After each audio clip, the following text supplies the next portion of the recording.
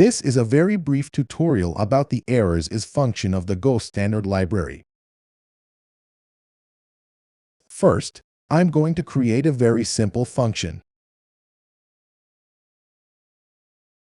The only thing this function does is to return an end-of-file error.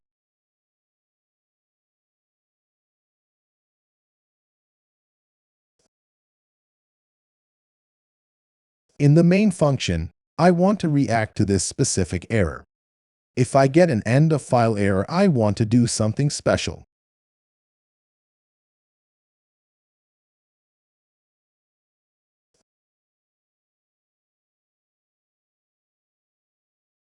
I'm using the Go comparison operator to detect if the error actually is an end-of-file error. In this special case of an error, I'm going to print that this is my error. After that, the main function is supposed to return. Note that, inside the printf statement, I'm using the %s format specifier in order to print a string and an escape sequence at the end of the line to format the output a bit neatly.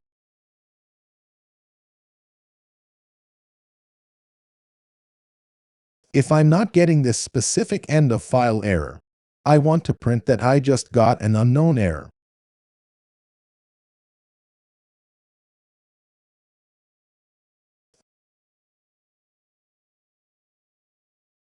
So, let's try this out and run the program.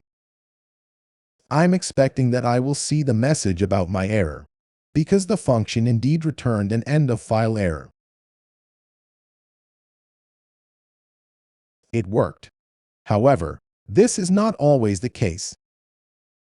What's if the end-of-file error was wrapped inside another error?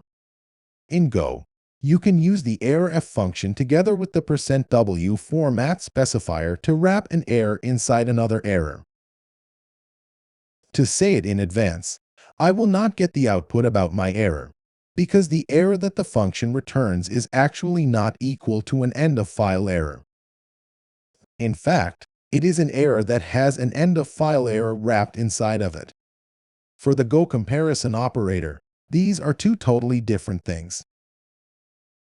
In order to fix the code so that I still can detect my specific end-of-file error, I'm going to use the errors.Is function. It will allow me to react to a specific error, even if it is wrapped inside of others.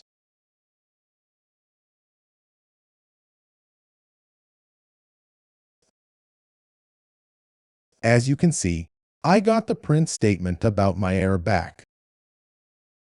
Even if the error was not trapped inside of another error and the comparison operator would do the trick, the errors.Is function improves my code, because it will make it more robust. Imagine a coworker would change the code of an upstream function later. If I used the comparison operator, my coworker had to fix a unit test, or even worse, fix a bug in production. Here, I'm adding another upstream function in order to demonstrate that the errors.Is function will detect a specific error even if it was wrapped multiple times.